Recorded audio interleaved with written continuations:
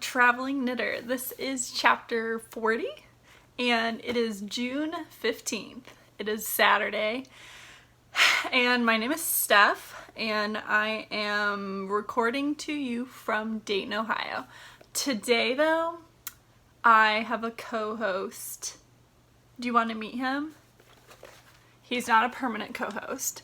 He is just someone who is having a weekend sleepover. Come here, Petey. Yay! Oh boy! Say hello! This is Petey.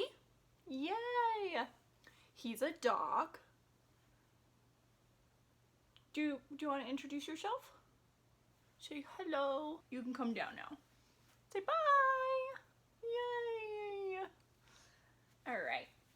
So if you hear like chewing, he has a toy right on the ground, and it's like a plastic chew toy that there he goes, that he's been chewing. So if you hear that, I'm not sorry. Okay, so for the first segment, it is completed quests, and I have one. I am so excited for this. I just finished it. I bound it off with a crying puppy because apparently he wanted to go outside, but I was like, I'm binding it off. It's my Sizzlepop shawl. It's beautiful. Oh, I'm so pleased. And here's the back. So this is the Sizzlepop shawl by Lesley and Robinson Graffiti Knits, and I have leftovers. I used Magpie fibers, Swanky sock in Velvet Underground, and London Rain. I would say I have 5 grams and 10, maybe. Might even be less than 5, less than 10. Not really sure. Actually, this might be less than 5. But yeah, this is what I have left over. So I had wanted to do a whole nother repeat, but clearly that wasn't going to happen.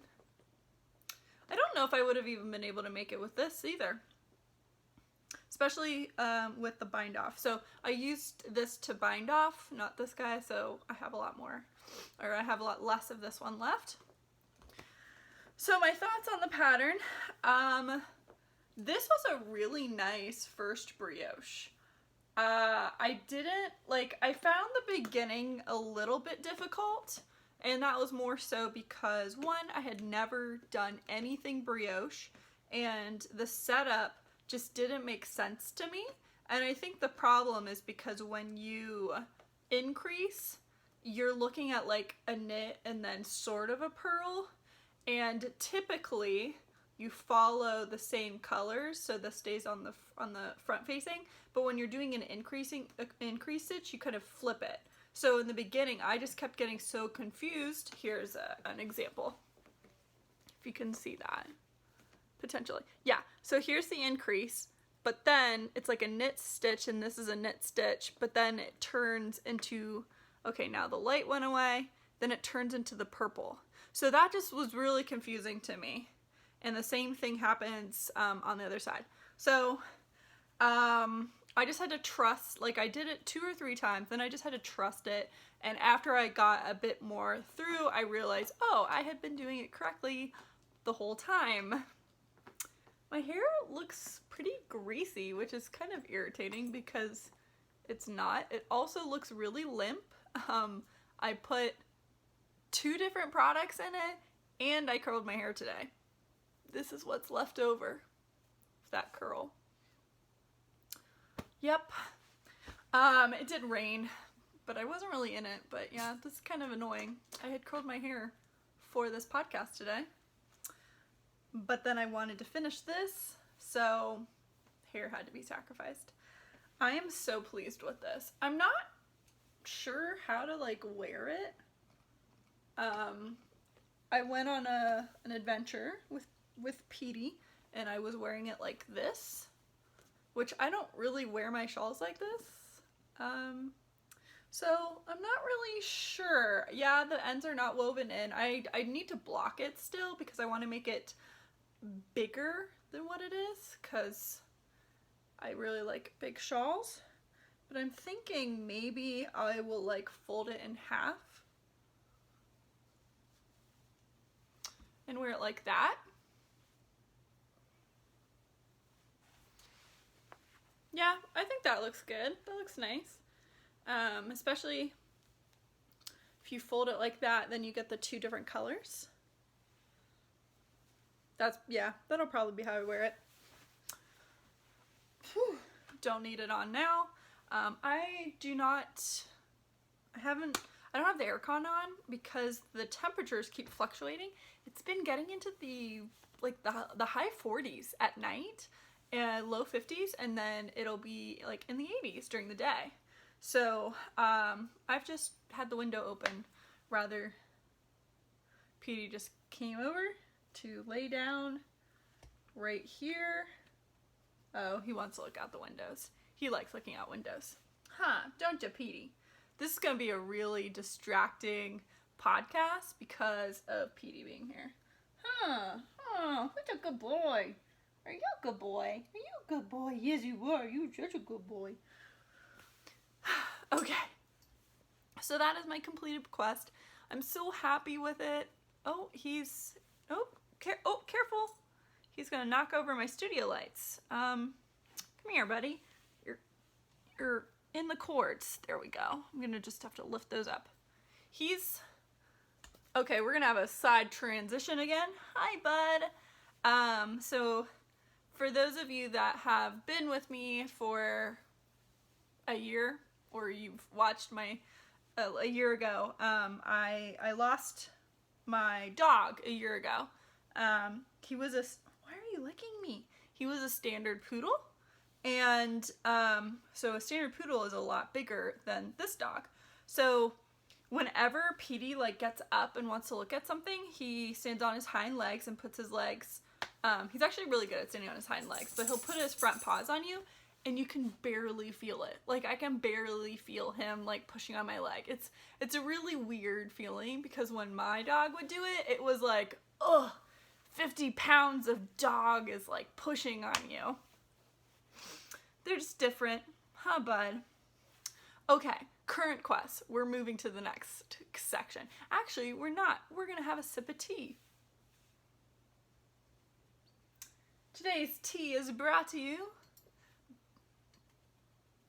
Man, he is just like, I see the lights moving. Today's tea is brought to you by Disneyland. Disneyland, not Disney World. There's the Tiki Room. It's Adventureland.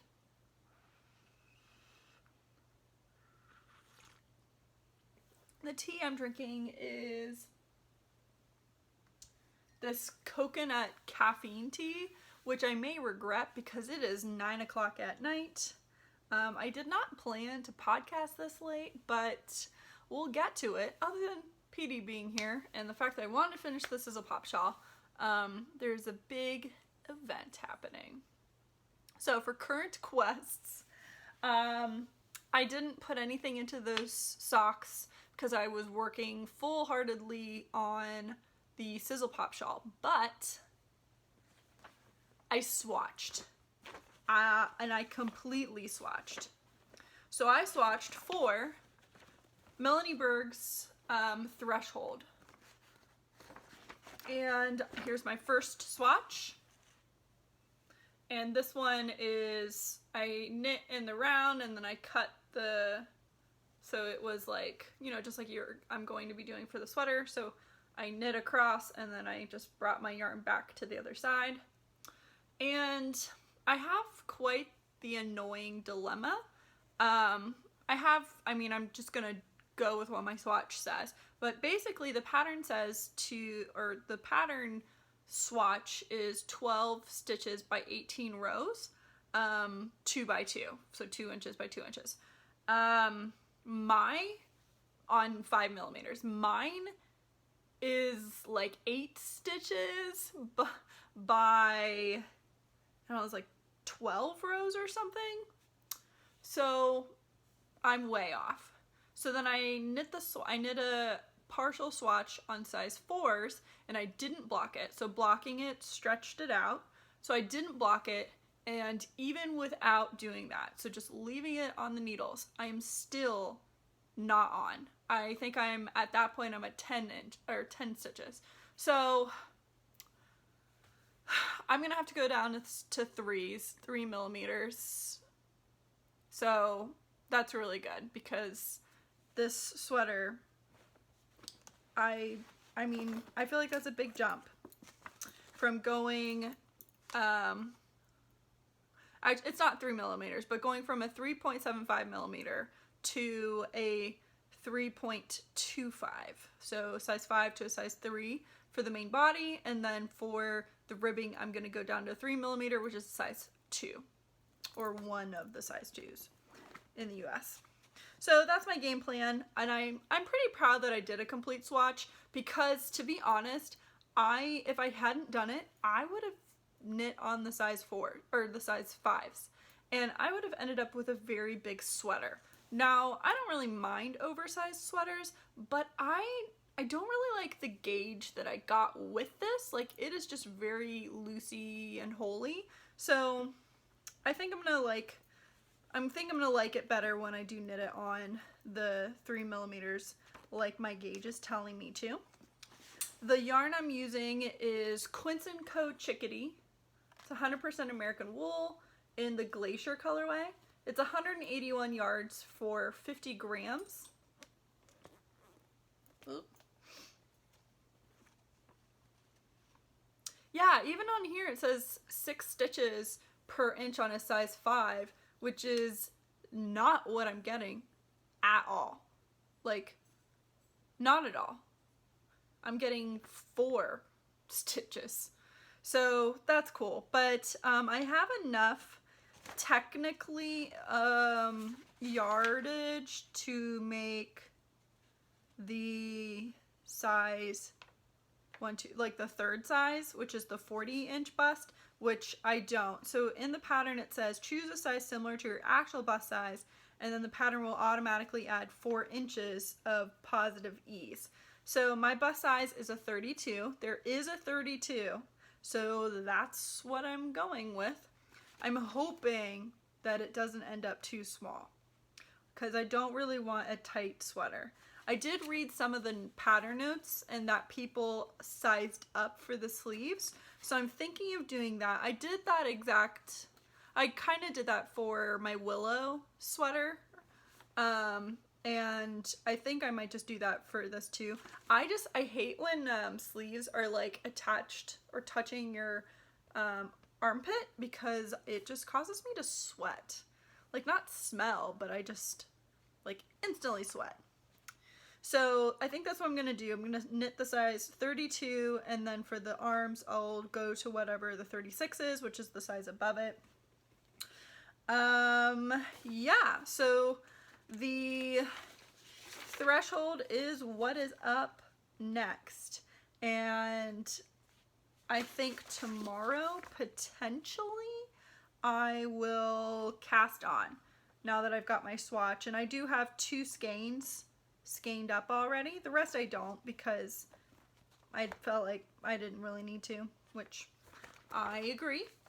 Not much else to say about it. The Theshold sweater has, it's a pullover, it has a split hem, the back is lower, there's more than the front, and then the front has these diamonds that have pearl and then stockinette on top of it. So there's pearl on the bottom, stockinette on the top. So it's just a nice detail texture pattern that has been on my to knit list for a long time. It might have been one of the very first sweaters that I had kind of flagged as wanting to knit. Put all that away. Petey's back. Who knows what he was doing when he wasn't here? Huh. We don't know. He is kind of okay, I know I keep talking about him, but now his tail's about, oh, he's like wanting to come up on my lap. So when I was little, we had a cat, and then of course we had my dog, and you know, Petey is about the only other animal that has spent the night with me. Like I've gone and cat sat and dog sat at other places, but the animals don't come over to my place. So this is kind of the first time that I've had a little buddy. And what's interesting about, so I have yarn and crafts around my apartment, and I did that at home as well. And our dog Prancer, he would just step on it. Like, didn't matter what it was there. If he wanted to put his feet there, he would step on it. Petey is the same way. He just steps on stuff. Our cat, if there was like a piece of paper or a book or yarn on the ground, he wouldn't step on it. He would walk around it, or he would place his paws around it. So I don't know if that's like a cat and a dog thing, and that dogs are just like, I don't give a fuck, I'm just gonna step on stuff. And cats are like daintily placing their paws. I don't know. Oh, Petey. Yeah, that was Petey jumping on the bed, which is where I have this happening. So that's Petey. No. Can you sit? Can you sit? Can you lay down? Can you please not stand on my yarn? Can you not knock the camera over again? What are you doing? No, we don't lick things. I'm concerned because there's like hot lights and stuff. Oh, okay. Hi, bud. Okay, Petey's back. Where? This is gonna be such a confusing podcast. He's gonna be here until he decides to move. Okay. So that is my current quest. Didn't do anything with the socks. Didn't do anything with the blanket I have going. And that's basically all I have on my needles. I've been doing really good in that case. Oh, the baby sweater. I am at the point where I just have to knit the button band and the sleeves, and then I have that sweater done. Okay, so for On the Horizon, I do have something that I want to cast on soon. I would have cast it on today, but I have to wind the yarn up. This is just going to be the Melanie Berg podcast, because the next thing that's on the horizon is the On the Spice Market by Melanie Berg, and I have a gradient kit. I have a gradient kit, and it is the Ambah's Great Barrier Reef. And here's a Lolo Did It that I'm going to pair with it. I can't remember if I talked about this last time, but I think I did. So the colors in here are Lizard, Badera, Heron, Keppel, Coral Code, and Dunk. And it's going to be my On the Spice Market. And I just need to wind them up. So I will hopefully get time to wind them up tomorrow. The next section is Smaug's Trove. I didn't think I would have something for this, but I do. I have a lot of things. We'll start off with the smallest thing.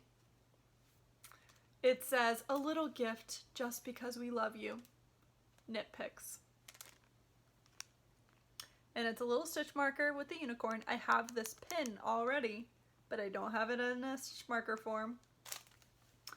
Why did Why did Knitpicks give me a free stitch marker? Because Knitpicks had a warehouse sale. One of Knitpicks' warehouses, I don't know if I think it's just one. They must have others, but it's in Columbus. I don't know if I've mentioned that before, but Knitpicks, when I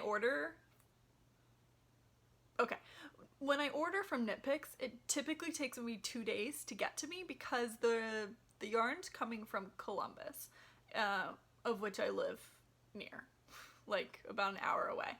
So I got this email that said they were doing a warehouse sale, and I was intrigued. I had not heard of them doing a warehouse sale before, and I figured it's free. Well, let's just go. So I shot an email to my best friends, and they're like, yeah, let's do it. So we met up.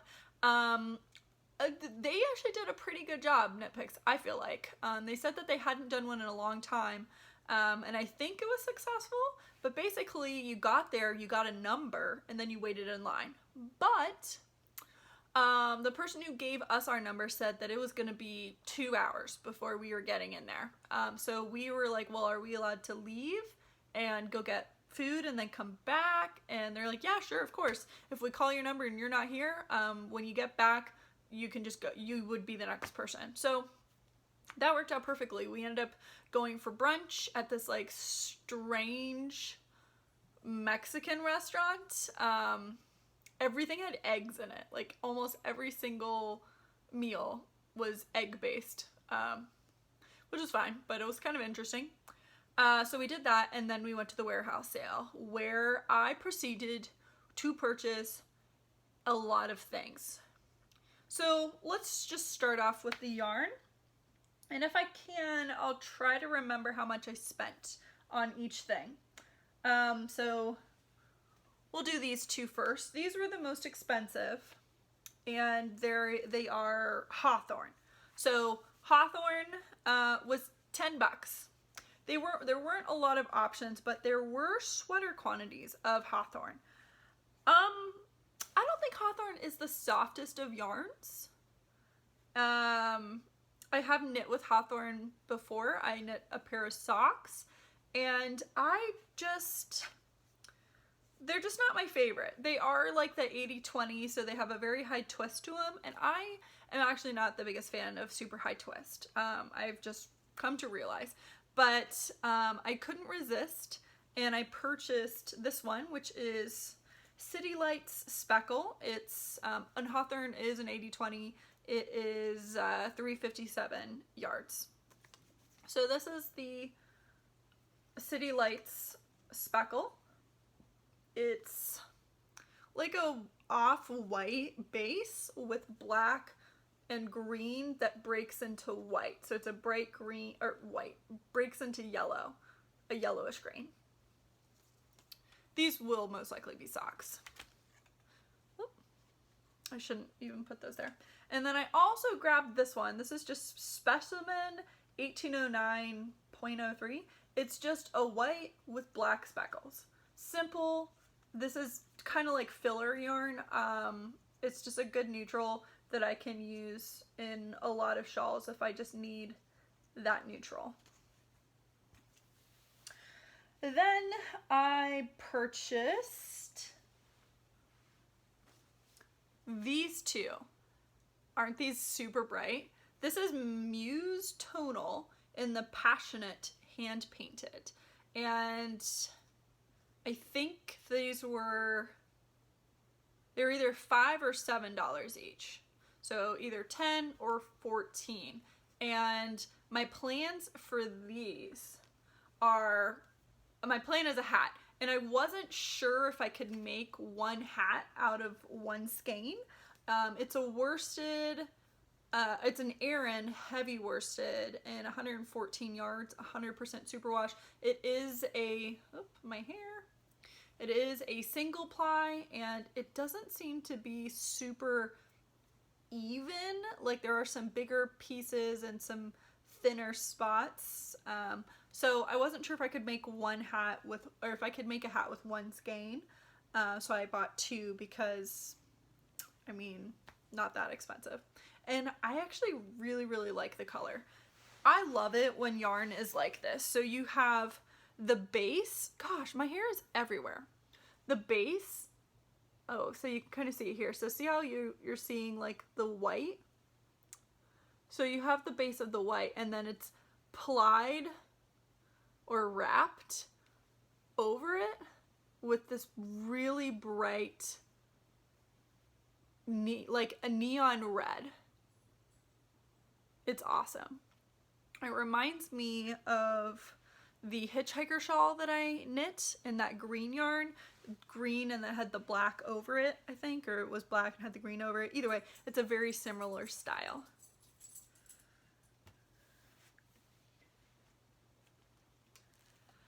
Next, we have sweater quantities. So I found these. These were $7 each. So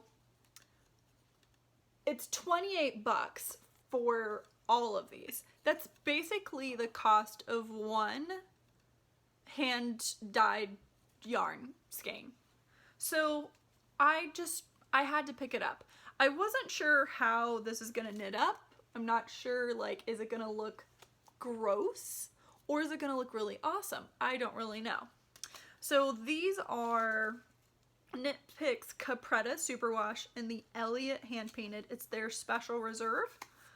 And I believe Special Reserve is just where they dye, it's almost like it's a, like it's non-repeatable. Like they're not gonna dye this color again.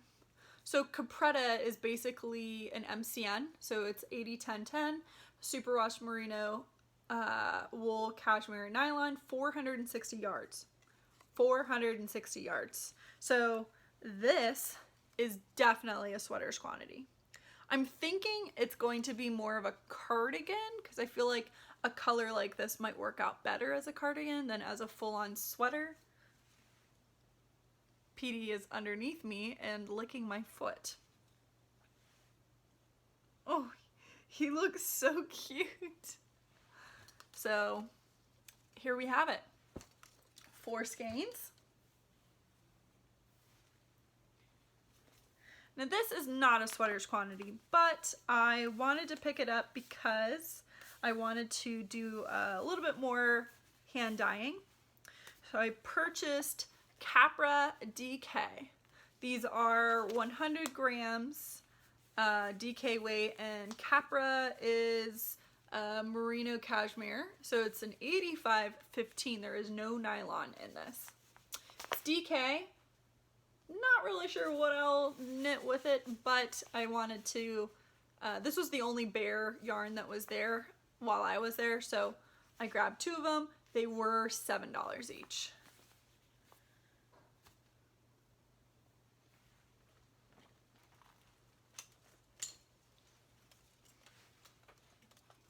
Next, I purchased all of these. So these, my hair again, this is Luminance in the Sophistication Hand Painted. This is 100% silk, 436 yards, and 50 grams each. So I bought 5 of them because my plan is to hold these double with something else. I don't really know what. It's because this is lace weight, and I really don't want to knit a sweater in lace weight unless I can find a pattern. But isn't this color gorgeous? Now on camera it's coming off very like gunmetal. In person it's a bit more deep gray purple, like a deep mauve, but it is that like glossy. It's beautiful and it's so soft. These were each $5. They had 2 colors. They had a brown one and this color, and they were very complimentary. They were pretty much kind of the same tone, but I just loved this purple color.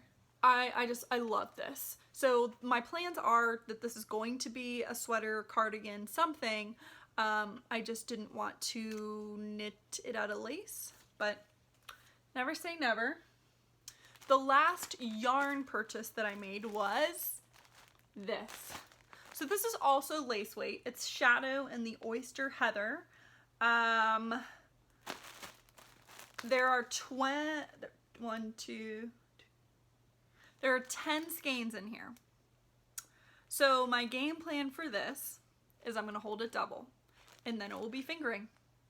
And then I have basically 5 skeins of fingering weight yarn.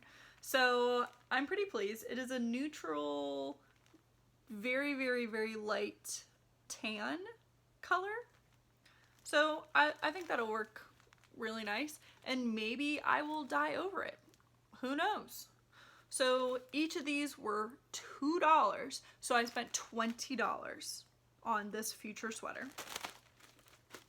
We're not done yet. There was also a book section. Oh, before we touch the books, there was also fabric, and there were 1 yard pre-cut squares for $2.50. So this is the one I picked up, and I'm just gonna make a nice project bag. I'm thinking of making like a set, like a big one, a small one, and then a notions pouch. So purchased that. And then the books. Each book was $1. So I justified my purchases by, oh, I like one pattern. That one pattern is worth $1. So the first thing I picked up was this. It is Itty Bitty Hats by Susan B. Anderson. I have no babies, but quite a lot of my friends have been having babies recently. So I was looking at the baby books, and I figured I've heard a lot of things about Susan B. Anderson's patterns, and that you kind of learn something new and you like them. And the only one I've done is the Smooth Operator sock, and it's not really a pattern, but more of a guideline. So I thought, you know, let's just pick this one up. I do like that it is one of these like spiral bound, so you can have it on the ground and it'll be flat. There are a lot of patterns in here. There are a lot of children. There's a child. So I don't know. It's just nice to have like baby patterns. I feel like I actually do have a ton of baby pattern books. Call me prepared. The next book I was actually really pleased to find because I've had it in my Amazon cart for years, and it's another baby pattern book, but it's this one. This is Knit a Monster Nursery, Practical and Playful Knitted Baby Patterns by Rebecca Danger. She is also the author of this one, Knitted Monsters, which I have knit a couple monsters. Funny enough, we have one right here that doesn't have arms. And I mean, it was $1, and I'm so excited because I almost bought it a couple weeks ago when I made an Amazon order.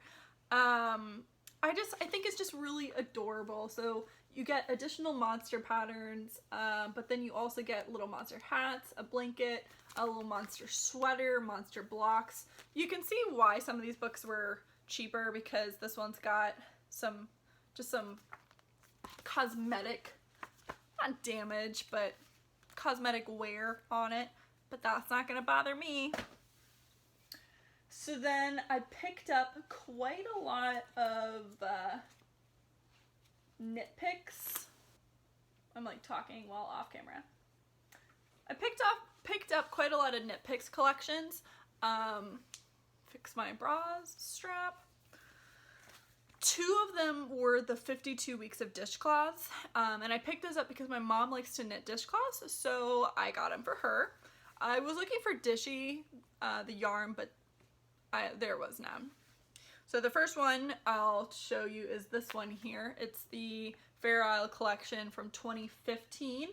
I will say, I think a lot of the patterns are super loud, and it might just be the colors that they chose. Like this, I don't like that. Like, I do not like that. And I really think it's the colors. This one is better.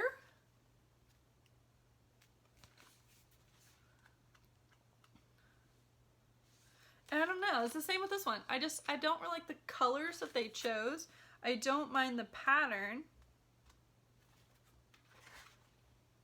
I don't like this one. No, I don't like the pattern, I don't like the colors. This one's a bit simpler, but again, I'm just not into the colors. I do like these ones. I do like the colors. The cowl and hat is nice too. Probably wouldn't pick those colors though. I don't know what it is about this collection. I hate these colors. But I like the patterns. Okay, the pillow is nice, and I do like the colors for that. I mean, it's hard to go wrong with like a bluish teal. Same thing with this one. This pillow is really nice. Actually, that might be my favorite thing in here. The black and the Merino. Is that what color that they used? Oh, it is Merino. And then there's another pillow, and then, oh, what are these? Fair Isle lavender sachets. That is a really good idea. Now I will say, since I know how to sew, sewing a lavender sachet is going to be a hell of a lot faster than knitting a fingering weight Fair Isle sachet. But I appreciate the thought, and it's a good way to practice. So that's, how many patterns is that? 1, 2, 3, 4, 5.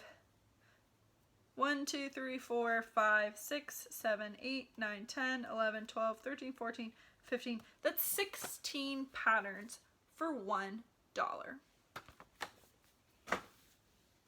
And then I grabbed this one. And I mean, you were searching. There were, I think, three aisles of $1 books. This one. I actually had wanted to pick this one up when they had a sale on books, and I wanted to grab this one, and I'm really glad I waited because, hello, $1. So in this one, and I always like how they kind of show you what yarns they used. Okay. I'm in love. So we have this one, Le Chapeau.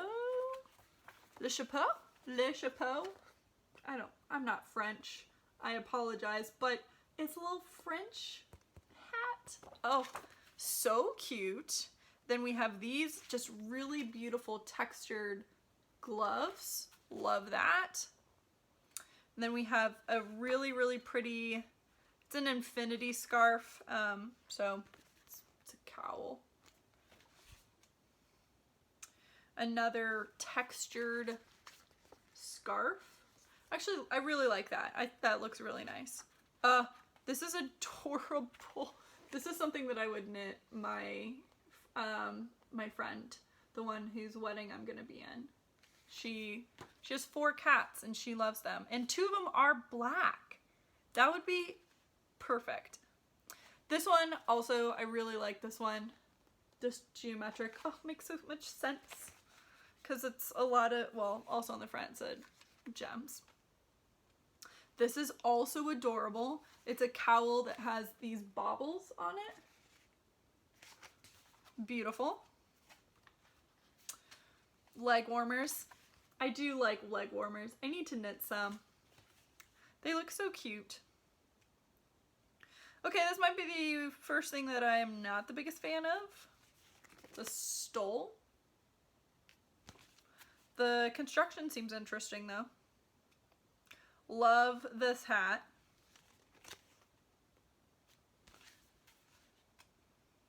I'm also a fan of this. I quite enjoy double knitting. I really like the concept of it and how it works. Another really nice textured mitten or mitts. Okay, this is so freaking cute. Gnome Land security hat. I mean, come on. It's a gnome with trees. So adorable. Also, this, so cute. Socks that have foxes on them.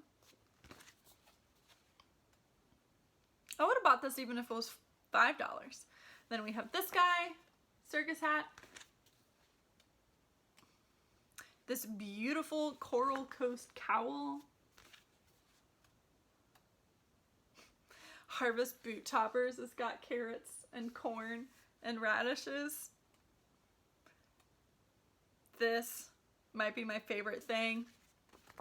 Gnome and toadstools. And then these are just gorgeous, these socks.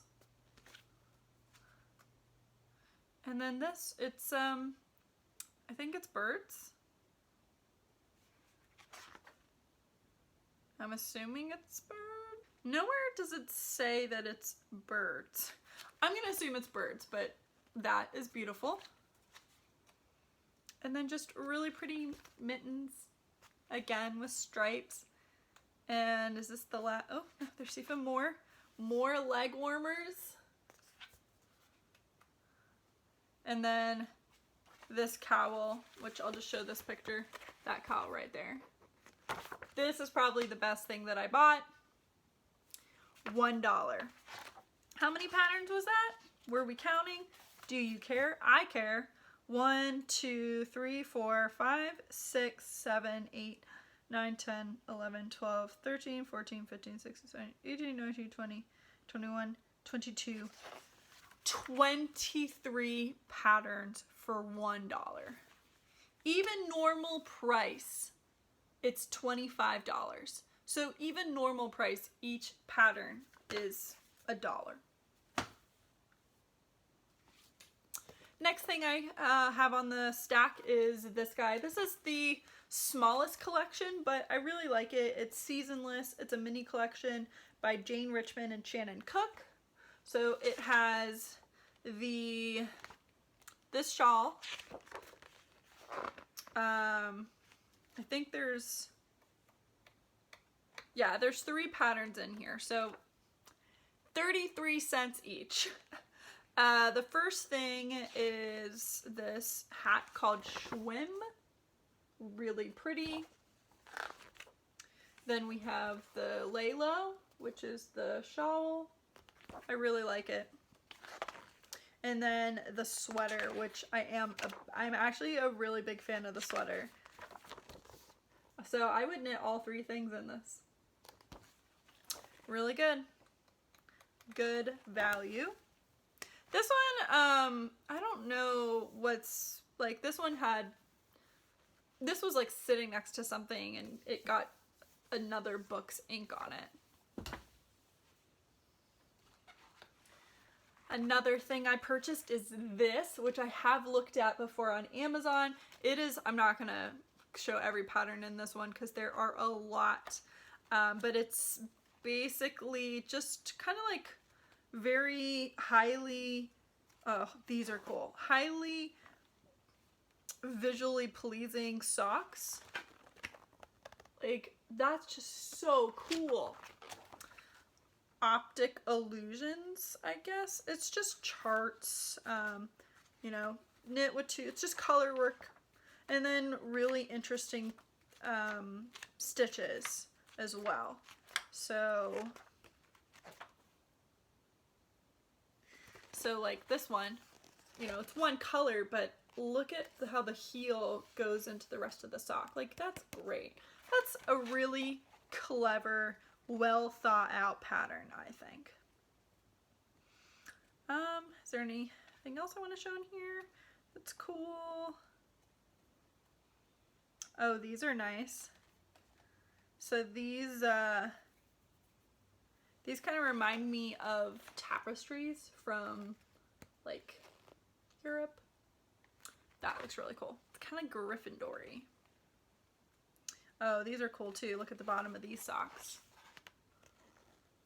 That's awesome. Even if I never knit anything out of this book, $1, it was worth it. It says 19 patterns. Another one I grabbed is this one, City Tweed 2013.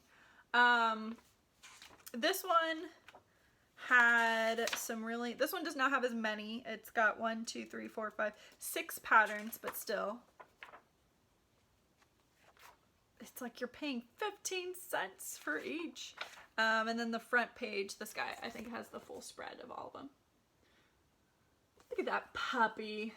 So, I really like, honestly, I would probably knit every single thing that's in here. The thing that I'm drawn to the most is this sweater right down here. I really like the cables that are in the back that are off-centered.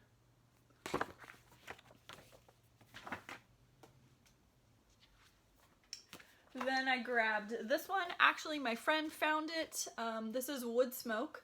This is one of the books that was at Stitches Midwest that was $5, I think. There was only one copy, so she grabbed it, but we found one for $1.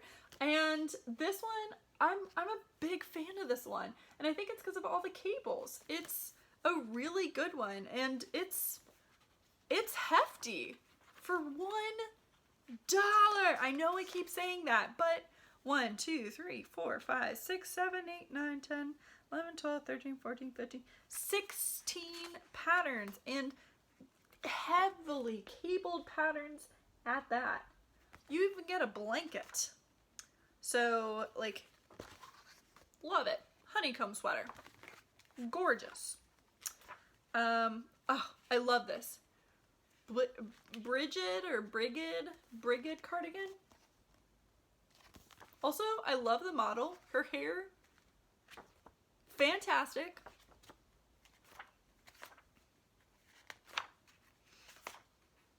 There's a vest, not my thing. I actually really hate vests. I really don't like them. I would knit a vest and add sleeves to it. There's a hat in here. I love hats. I don't like this one. Triangle cable pullover. Nope. I don't like it. High neck, weird thing in the front.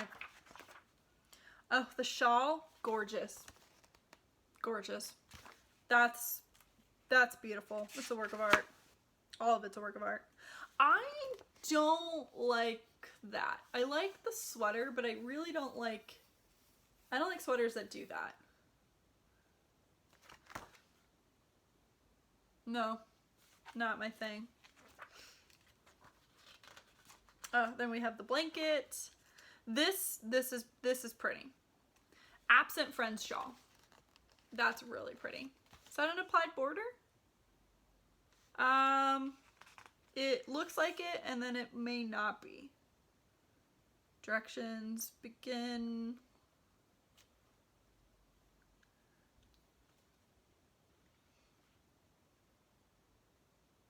Knit in one piece. Yeah, it like could be, but then it could also not be. So yeah, it's all one piece.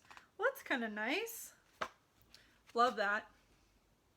Big fan of this one. I love how it's like a nice scoop. I'm a big fan of that. More so because if it's itchy, then it's, you know, not right up against your neck. Ooh. This, though, makes me not want to knit it.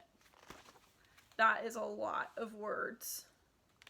It's just like so blocky. Like if you have a pattern, you know, a chart that kind of breaks it up, but that, ugh, huh. It's weird. It's like a poncho thing. So there's the back and then there's the front. I don't know. That's weird. Another beautiful hat. Man, the instructions though, it's like the font is so, the font is small. Like that's the instructions for the hat. No, that's disgusting. I'm sorry. I would be just charting. That's it. Nope. Yeah, that's a eyesore. Oh, this is nice. This I feel like is something that you could get at the store. Like this looks like something that Liz Claiborne would sell. My mom likes her sweaters, so that's just why I thought of that. And then here's the cover sweater or the cardigan. It's gorgeous. Gorgeous. Hopefully you're not bored by all of these patterns, but I thought I'd just give you my opinion on them. There's a lot of charts for that. And then there's just a pillow. It's cute. So that's another one. We're almost done. This is the next one I purchased, and this one is full of accessories again, and it's another Knitpicks, just an adorable cowl. I'm a fan of the geometric style. This, adorable. It's a clutch. I don't know if I'd use it as a clutch, or if I'd make it and like do accessories, or like a notion. Here's a hat. It's cute. I like the hat. Convertible mitts. I love that it's like spots. Adorable. Oh, that's adorable. That is adorable. This is so cute. Oh, little kitty puffs for your couch. A beautiful hat, another beautiful glove, a weird wrap thing. This is so far my least favorite thing in here. It's got a weird keyhole, a little bag, more mitts. Oh, those are interesting.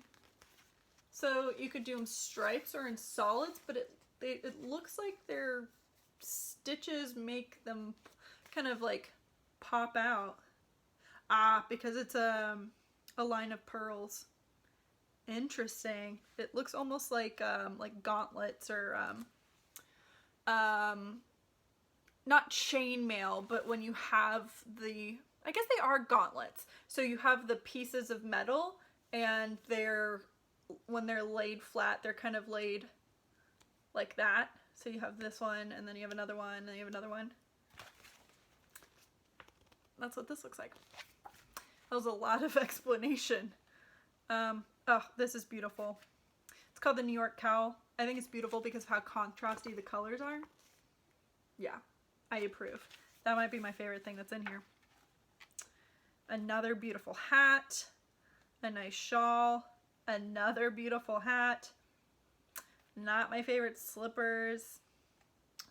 Yeah, what is that? Oh, that's interesting. A clock. Huh. That's weird. That would actually be like an adorable gift for a crafter. More boot toppers, mittens, hats. Oh, it's a wine cozy. How cute. Normally you don't want to keep your, I mean red wine, you keep it room temperature, but I like to keep everything cold.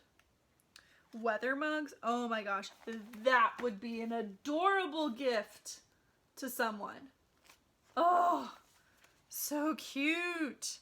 More leg warmers that are very adorable, more hats, more normal socks, and then it looks like that's probably why, but there was a misprint, so there's a chart just sitting here, and I looked, it's not an errata, it's literally the charts were missed in the original printing. So many patterns in this book. Let's count them for you. 30 patterns.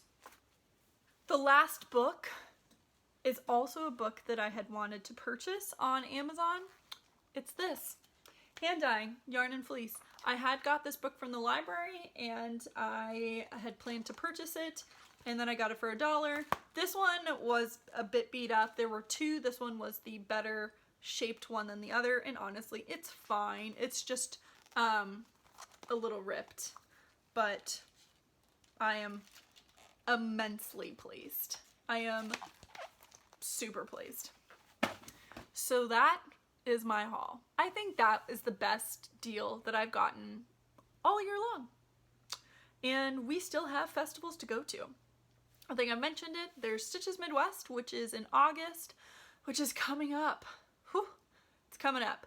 And then there is Vogue Knitting Live. Vogue Knitting Live is coming to Columbus, so I'm going. So those are the two major festivals. I don't think I'm going to any other festivals. I don't think my wallet can handle it. Yeah. So now we move on to, this is going to be probably one of the longest podcasts that I have put out in a long time.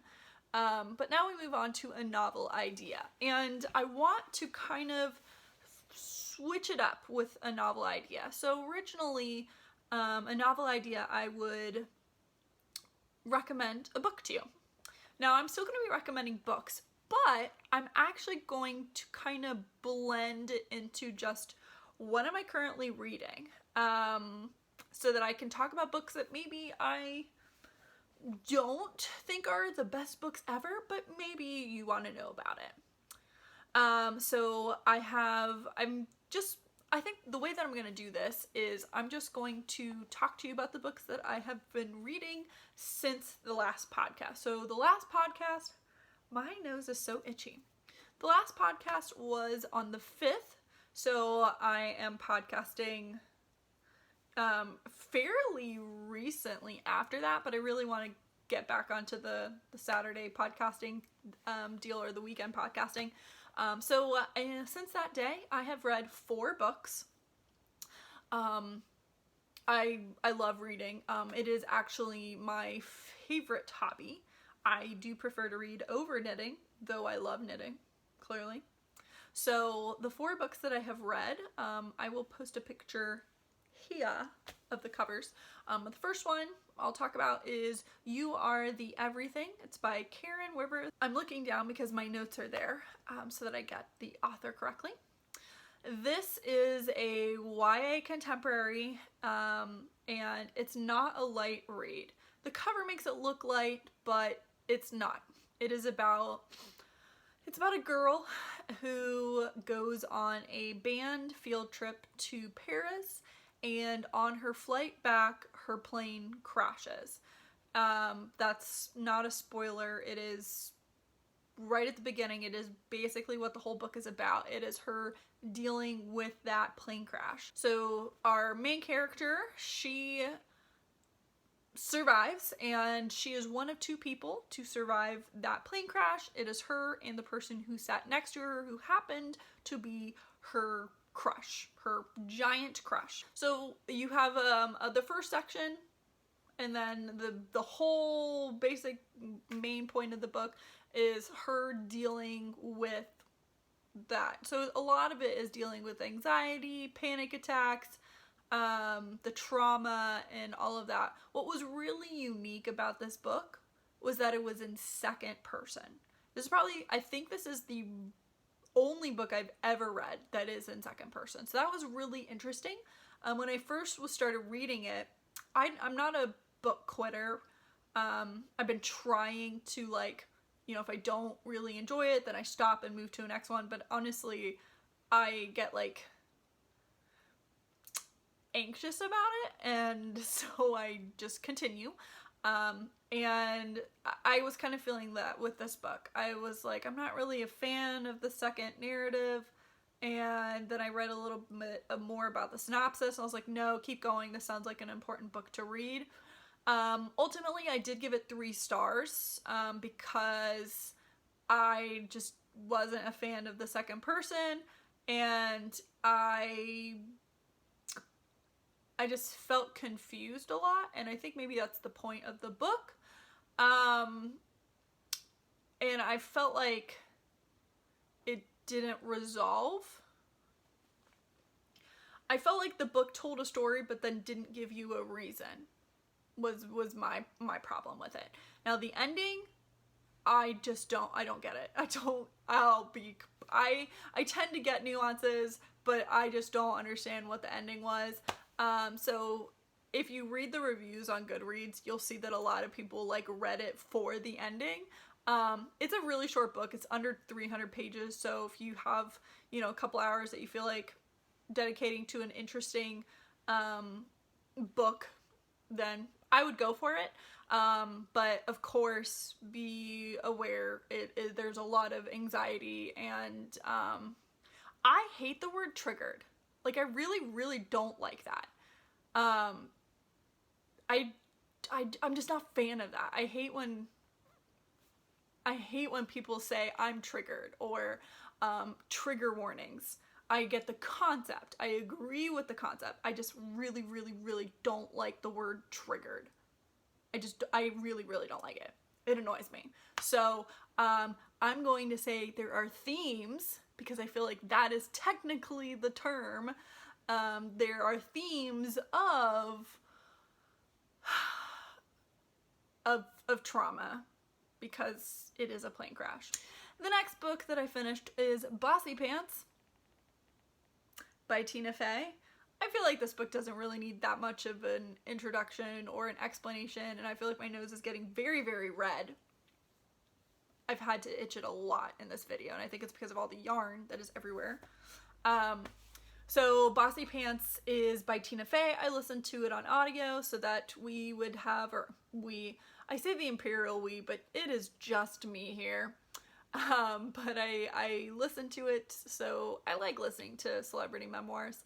I gave it a 4 out of 5 stars. I enjoyed it. I thought it was funny, interesting, and I was never like a massive Saturday Night Live watcher. My dad really liked watching it, or likes watching it. I really don't care, to be completely honest. I like comedy more now than I did when I was in middle school and high school, but I don't have cable, and Saturday Night Live is not going to be the reason why I get cable. So I did not realize that Tina Fey did not work at Saturday Night Live when she was doing the Sarah Palin stuff. And she like mentions that in the book, that most people didn't realize that she'd quit Saturday Night Live. I was one of those people. I had no idea. I thought she was still working there, so that was really interesting. And that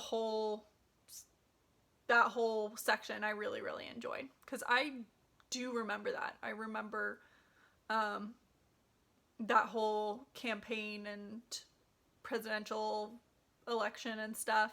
That was, I'm pretty sure, the first one that I paid attention to a lot. Whew, we gotta end this soon. Look how bright red my nose is. Yeah, 4 out of 5 stars. Next book is The 48 by Donna Hosey. This one was an interesting one. I picked it up because of the synopsis. It is a book set in Tudor England, so it is pretty much right when Henry VIII is married to Anne Boleyn, and Catherine has just died. So interesting. But there are time travelers involved. So there's 2 brothers that are part of this secret organization called the 48 that is in charge of changing history. We have 2 time travelers, 2 brothers that are tasked with going back into Tudor England to stop Henry VIII from falling in love and marrying Jane Seymour, because the goal is to like eradicate religion. So they wanted to just stop it. They explain it. I don't really get that aspect, because Jane Seymour provided a sickly son. I guess he was like super Protestant. But in the end, Elizabeth takes over, and she's very moderate, and doesn't mind Catholicism and Protestants. So I don't know, I felt like that didn't really make sense to me with why they were like, oh, Jane Seymour, we can't make sure she doesn't marry. It's like, why don't you go even further back and make sure that he doesn't marry super religious Catholic Catherine? But whatever. My other complaint with this book was I felt like all the voices that you read from were the same. So you read from a lady in waiting of Anne Boleyn. So she's the first person you read from. And then you read from both the brothers.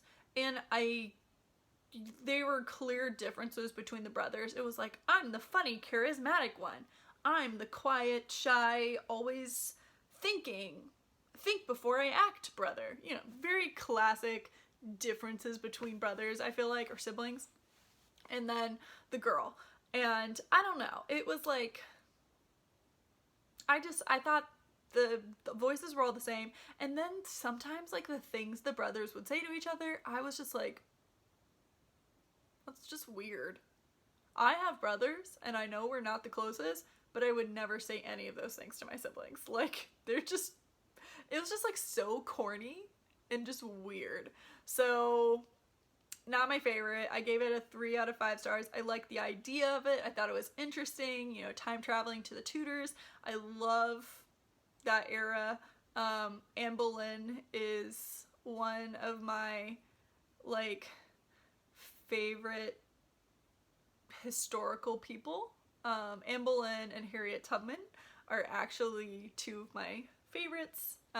Ever since I was like a kid, I wrote 2 major, like, papers, like biographies. One on Harriet Tubman when I was in middle school, and then another one on Anne Boleyn when I was in high school. I was pretty proud of that Anne Boleyn paper. It was 10 pages long. So it rivaled some of the longest papers that I wrote in college. I loved writing biographies. Big fan. If I wrote a book, I feel like I would probably write like a biography kind of book on someone. Actually, it would be on the Chinese pirate that was a woman. It would be on her, because that sounds super fascinating to me. I forget her name, which I feel terrible, but I wrote it down. Okay, so yeah, 3 out of 5 stars. My friend asked me about it when I told her I was reading it, and I said, you probably wouldn't like it. It's interesting, but it wasn't good enough.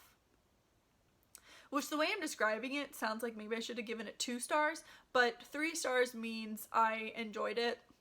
Like, it was entertaining to me. Did I think it was a good book? No. But do I regret reading it? No, not at all. Then the last book that I want to talk about is Explorers, Amazing Tales of the World's Greatest Adventurers by Nellie Huang. This book is not out yet. I will put the release date somewhere on the screen here. And this is, I was able to read it thanks to Nat Galley. I received an ARC of it, and I loved this book. I ended up giving it 4 out of 5 stars because I had a couple issues with it, but not really issues. But it's adorable. So it's basically this beautifully illustrated, large, kind of like coffee book style book targeted towards kids, and it is all about explorers. People that went off to explore uncharted areas, and the illustrations are what make this book.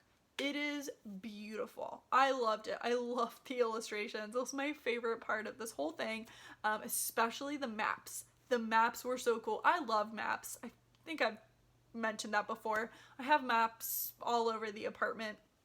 Love maps. I love blueprints. So I really, really love that feature of this book. It's separated by area. So there's land, there's sea, there's space, and it kind of goes in a chronological order within each of those sections. And yeah, so it's more heavily men, which historically it makes sense because men have had more opportunities than women to go travel places. But there was a lot of significant women, and you had some very famous people, well-known people like Amelia Earhart, Charles Lindbergh, Lewis and Clark, and then you had people that I had no clue existed. So there was quite a section on people who went to the North and South Poles. There was, I think, like 7 people that were like talked about whose goal was to go to the poles. There was a section on Nellie Bly, which I expected her to be in. I feel like she's not as well known, but my degree was in journalism. Nellie Bly was a journalist. She went around the world in 73 days.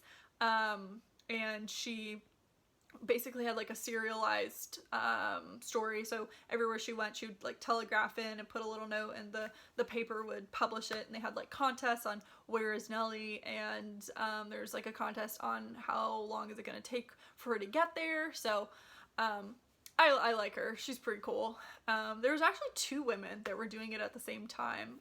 Nellie I think she got the better end of the stick because she had a deal with a newspaper. Whereas I think the other woman, who I forget her name, she did not have the same publicity. Hopefully I'm not wrong on that, but I'm pretty sure that's, from what I remember, I'm pretty sure how that worked.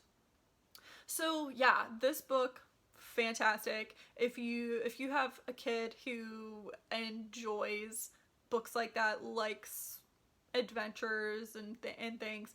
It's awesome. If you yourself want to read it, I recommend it. It's really nice. It's I think it was 140 something pages long, so pretty hefty, but each person, almost every person gets a full page spread, and then some sections were about their mode of transportation. So there was a section for Christopher Columbus, and then it went through the I think it did the Santa Maria, and then there were some pages that would just talk about the artifacts. I really liked that some of the pictures were real pictures, which was cool. So most of it was drawn, and then there would be little blips of an actual photograph. So that's, again, Explorers, Amazing Tales of the World's Greatest Adventures by Nellie Huang, and thanks to NetGalley for sending me a copy of it for review. It's awesome, and I would really recommend even just picking it up from the library. I think it's a really good one to read, pick one person a night. The one thing that I wish they would have done is had like a section so that kids, because again, it's geared towards kids, a section so that kids could go and get more information on some of these people. I think this book would have been great with an app tie-in. Like, I think that would have been awesome. So kids have tablets and stuff now. I didn't, but they do, so make it educational. I think it would have been really cool if there was if you could download an app and you would get a list of all the people, and maybe you could pick a person, and there would be even more information about them, like maybe an interactive map if they traveled from one area of the country to another, like a timeline and that they could click on and stuff like that. I think that would have been even cooler if there was an app tie-in. That's my thoughts on that one. It would have been a great segment. Additional media. Okay, this has been a super long podcast, and if you are still watching, thank you so much. I hope you're okay with the change to the book section, and let's wrap it up with my life so far. So, what has been eating up all of my time? The World Cup. That's right. I am a massive World Cup fan. USA. I don't have a USA shirt, but I do have a Columbus Crew shirt, so that is what I decided to wear today. I also have an FCC shirt, but yeah, so big fan. Tomorrow is Sunday. It'll be the 16th, and we play Chile at noon. We already played Thailand in the historic 13-0 win. I took a sick day. I was taking my car in for an oil change, and I knew I wanted to watch the game, and I just, I took a sick day. It was fantastic. I was screaming. I was so excited. What a fantastic opener. Now, I know quite a lot of people complained about the way that they celebrated. I wasn't really paying attention to their celebrations, and I do have a thing to say. So I played soccer in high school, and my team was not good. I was not that good. Not that good. And we were definitely on the receiving end of a 0 to 10 goal game, and I was on the 0 side, and it is garbage when the other team just starts toying with you and they don't go. We played a game against Bexley. Bexley is a high school in Columbus, and they are really, really good at soccer. They win all the time, and so we would play them typically because we're the worst and knock us out. And I remember this game, I don't know what we were at, like we were at 0-7 at the half or something ridiculous, and their coach would not let them score against us unless it was a header. So they would just scream, "Wait, you can't kick it, it has to be a header," and laugh and joke about ordering a pizza while on the field, and it just sucked. It sucked. You felt like crap, because you're trying, but you're just nowhere near as good. And that's kind of what I felt like when some people were like, tone it down, you don't have to play as hard. I'm like, I've been on the receiving end, and it sucks when they are not even trying, because you feel like a waste of time. So yeah, that's my thought. I don't think the US should have backed down. I think they did a good job. And also, goal differential matters, and Alex Morgan wants the boot, and all of our new players deserve their goals, and I'm sorry, they also deserve to be happy that they got them. Yeah, I feel bad that Thailand lost by that much, but really, they're all professional. They all play professional soccer, and it's not like the US was playing the worst team in the world, people who don't know how to play soccer. They all are good soccer players, or football players.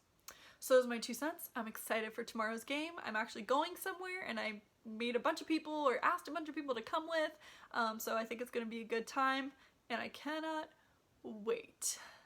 Other things that are happening, Petey, already talked about him, and the July reading challenge is happening.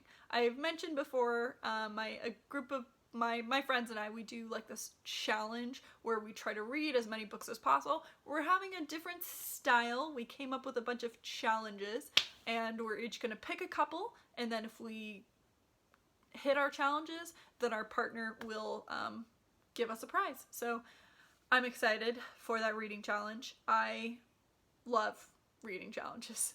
Big fan. I love challenges in general that involve things I'm good at, like crafting and reading. Not sports. I'm not like the best at sports. I like participating in sports, but I'm like, I get tired easily. And then I just want to craft. I think that's my problem. I just want to craft. All right. Okay. We're at an hour and 24 minutes of recorded footage. This is going to be a great editing time. And I have a mess around me. So thank you so much for watching. Thank you for commenting. On my last podcast, I got a couple comments about the tornado. Thank you so much for your thoughts. The area is getting cleaned up. There's still signs for volunteers and all of that. The trees have been cleared for the most part.